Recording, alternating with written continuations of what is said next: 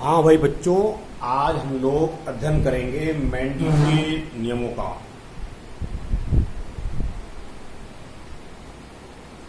Mendel के नियम जो हैं, आप जानते हैं कि मेंडल ने 3 नियम दिए थे।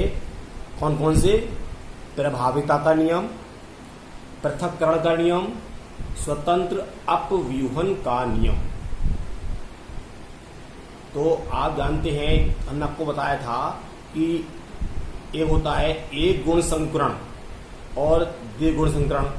ये 2 टर्मिनोलॉजीज बताई थी आपको हमने पिछले लेक्चर में।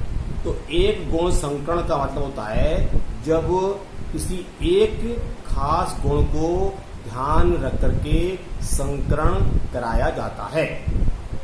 That is called mono hybrid cross या एक गुण संकरण। ठीक है।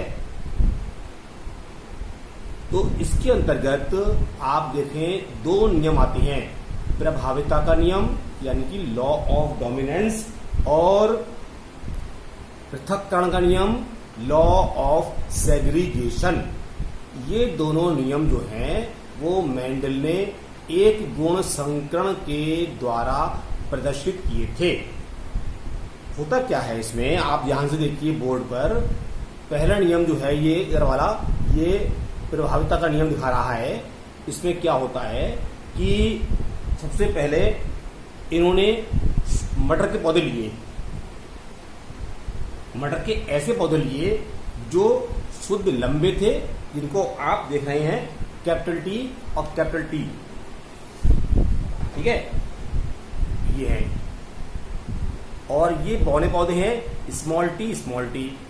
ये P1 पीढ़ी को प्रदर्शित कर रहे हैं। अब होता क्या है आपको मालूम है, एक जब लैंगिक जनन होगा एक नर और एक मादा के रूप में, चाहे ये नर हो तो ये मादा होगा, परिणाम एक से आएंगे।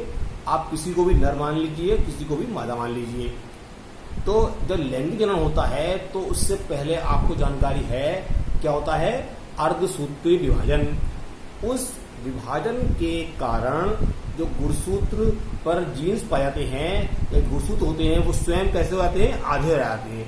तो ये जो दो जीन्स हैं कैपिटल टी, ये 2 गुणसूत्र दिखा रहे हैं। स्मॉल टी 2 गुणसूत्र दिखा रहे हैं। जब इनमें म्योसिस हो जाएगा तो ये सिंगल रहेंगे। सिंगल रहने के बाद ये नर युग्मक हो गया तो ये मादा युग्मक हो गया, ये नर हो गया तो ये मादा हो जाएगा। आप इसको जो मान लें उससे कोई फर्क नहीं पड़ रहा है। अब इन दोनों के बीच में जब क्रॉस हुआ तो आप देख रहे हैं F1 पीढ़ी में कैसे पौधे बने, संकर लंबे, इम्प्योर टॉल या हाइब्रिड टॉल। ये एक ही बात होती है। 100% यानी कि जितने भी पौधे बने इस पीढ़ी के अंतर्गत उस सब कैसे होंगे, ऐसे ही होंगे देखने में।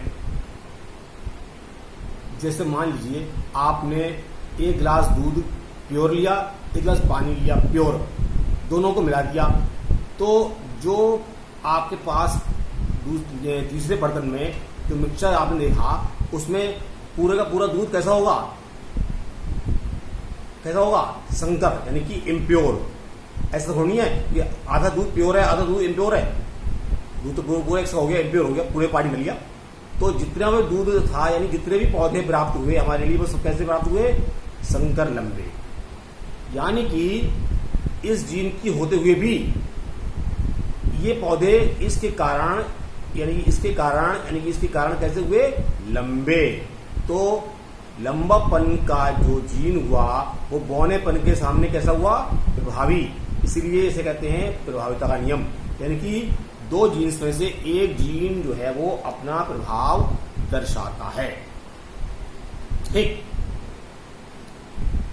समझ आ गई?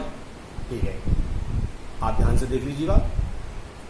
उसके बाद आप देख रहे हैं दूसरी साइड में कि क्या है, लॉ ऑफ सेग्रीगेशन यानी कि पृथक्करण का नियम, यानी कि ये दूसरा नियम है। ये भी एक गुण संकरण के द्वारा ही आप दर्शा रहे हैं, देख रहे हैं इसको। इसके लिए मेंडल ने क्या किया कि F1 पीढ़ी में जो पौधे प्राप्त हुए थे उनमें ही कराया स्व संकरण, यानी कि आपस में ही क्रॉस कराया। इसका इससे कोई मतलब नहीं है। इनके अंदर जितने पौधे प्राप्त हुए, मतलब 100 हुए, 50 हुए, 1000 हुए, होने दो, हमें 2 पौधे चाहिए केवल। तो 2 पौधों में से एक को नर मान लिया, एक को मादा मान लिया। तो दोनों का जब आप देखेंगे, अब ध्यान से देखिए, यहाँ पर और यहाँ पर क्रॉस में थोड़ा डिफरेंस दिख रहा है। यहाँ पर एक से जीन्स थे, इसलिए सिंगल लिखा गया। यहाँ पर दोनों जीन्स डिफरेंट हैं, एक कैपिटल है, एक स्मॉल है, कैपिटल एक स्मॉल है, तो दोनों को लिखना पड़ेगा। यहाँ पर भी अर्धसूत्री विभाजन हुआ है, यहाँ पर भी अर्धसूत्री विभाजन हुआ है, इसलिए आप देखें जोड़े के गुणसूत्र जो है वो ये नर युग्म बन गए, एक ये बन गया, एक ये बन गया, ऐसे यहाँ पे एक ये बन गया, एक ये बन गया। तो ये तो है, ये जो है इधर वाले ये है मादा युग्मक, तो ये होगा नर युग्मक, ये होगा नर युग्मक, तो ये होगा मादा युग्मक, जो इसे चाहो मान लो। अब जब इनमें फ्यूजन होता है, संलयन होता है, समेकन होता है, एक ही बात है, यानी जोड़े वहां पे हैं, सिंपल कहते हैं जोड़े वहां पे हैं। तो इस कैपिटल टी का इधर वाले कैपिटल टी के संग जोड़ा बन गया ये प्योर लंबा। इस कैपिटल टी का इस स्मॉल टी से जोड़ा बन गया कैपिटल टी स्मॉल टी, यानी कि इम्प्योर लंबा। इस स्मॉल टी और इस कैपिटल टी का जब जोड़ा बना तो बन गया ये capital T small T impure लंबा। इस स्मॉल टी और इस स्मॉल टी का जब जोड़ा बना तो बन गया प्योर बौना पौधा। ये पूरी आप लाइन देख रहे हैं ये वाले पौधों की, ये सब क्या है F2 पीढ़ी, F2 पीढ़ी का प्रदर्शन हो गया। अब यहां तक की बात तो जैसे आप देख रहे हैं, समझ रहे होंगे, समझ में आ रही होगी बात, लेकिन आगे कुछ और बातें इसमें भी आप देख रहे हैं, नीचे लिखा है फिनोटाइप रेशियो और genotype ratio. What does it mean? होता क्या है कि हमने यहां पर सांकेतिक भाषा में लिखा है, सिंबॉलिक फॉर्म में, ठीक है। अभी इसको क्लैरिफाई करना है। तो आप जो देख रहे हैं F2 पीढ़ी में कि केवल 4 जोड़े दिख रहे हैं, capital T capital T, capital T small T, capital T small T और स्मॉल टी स्मॉल टी, ये कुल 4 जोड़े हैं। तो इसका मतलब ये नहीं कि 4 ही पौधे मिले हैं, पौधे तो बहुत सारे मिले होंगे, 100, 200, 1000, 500 कितने में हो सकते हैं, लेकिन उनका अनुपात जो है वो इसके द्वारा आप दर्शा सकते हैं। यानी कि कुल कितने पौधे दिख रहे हैं? 4 प्रकार के 4 समूह दिख रहे हैं, 4 समूह में 2 समूह एक से हैं, ठीक है, बीच वाले ये और एक से हैं, एक ये वाले और ये वाले अलग अलग हैं, लेकिन ये ऐसे ही ऐसे हैं। अगर हम 100 को 4 से डिवाइड करें तो प्रत्येक के हिस्से में कितने आएंगे? 25, 25, 25, 25, ठीक है। अब इन 25 को हम जरा डिस्ट्रीब्यूट करें तो इस वाले प्रकार के 25 जो होंगे वो आप ये देख रहे हैं, ये इस वाले प्रकार 25 और इस प्रकार के 25 देख रहे हैं, मिलकर के 50 हो गए। इस प्रकार के 25 मिलकर ये हो गए। तो जीरो टाइप देख रहे हैं आप, 1, 2, 1, यानी 1, 2 और 1, यानी कि जीन्स के प्रदर्शन के लिए जो अनुपात दिखाया जाता है वो कहलाता है जीनोटाइप। लेकिन देखने में कितने पौधे लंबे हैं, कितने अनुपात में या कितने प्रतिशत, तो 1, 2, 3 अनुपात लंबे हैं, यानी कि 25, 25, 25 कितने हो गए? 75% लंबे हो गए और 25% कैसे हो गए? बौने हो गए, यानी 1 अनुपात बौने हो गए। तो इसे क्या कहोगे? फिनोटाइप अनुपात। ये चीज हो गई इसकी मेंडल के नियम के सेग्रीगेशन लॉ की। अब यहां पर एक बात और बताई जाती है कि दूसरा नियम जो है उसको शुद्धता का नियम भी कहते हैं, law of purity of gametes. ध्यान से देखो जरा, जो स्मॉल टी है, ठीक है, ये वाला स्मॉल टी देखो, यहाँ ये स्मॉल टी है तो है, ये यहां से आया, ये यहां से आया, ये यहां से आया और ये यहां से आया।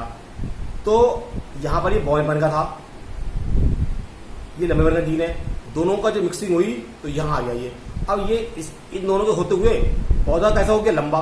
तो ये जीन जो है अपना प्रभाव नहीं दिखा पाया, लेकिन जब इसको यहां पर जाकर के अलग किया गया और इसका इस जीन के साथ जब संयोग किया गया तो आप देख रहे हैं ये बन गया फिर बौना।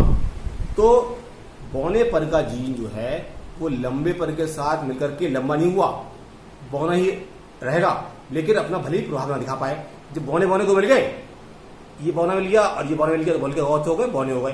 तो बौने पर का जीन का लक्षण जो है वो पौनापन अपना बरकरार रखता है। ये हो गया इसका दूसरा नियम। अब बात करेंगे अगले लेक्चर में थर्ड नियम की। इस चैप्टर में काफी कुछ वेरिएशंस हैं, आप ध्यान से देखते आइए, नोट्स बनाते आइए। बोर्ड के लेक्चर यानी ऑनलाइन लेक्चर भी आ रहे हैं, आप इनको ध्यान से अगर सुन लेंगे और बुक भी सामने रखेंगे बाद में पढ़ने के लिए, तो आपको पूरी बात समझ में आ जाएगी, कोई दिक्कत नहीं आएगी इसमें। ठीक।